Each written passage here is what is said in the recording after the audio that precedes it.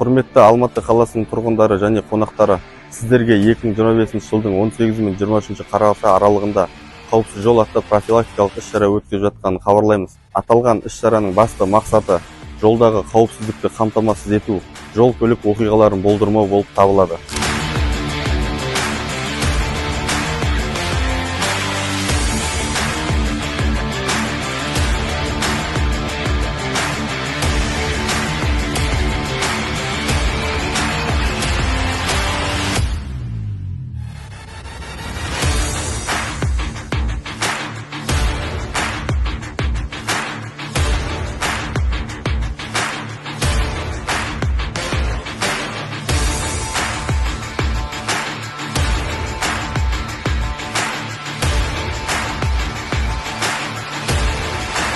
Жолдағы қауіпсіздікті сақтау бұл тек қана полицияның ғана қызметі емес, жалпыға ортақ міндет екенін баршаңызға ескертеміз.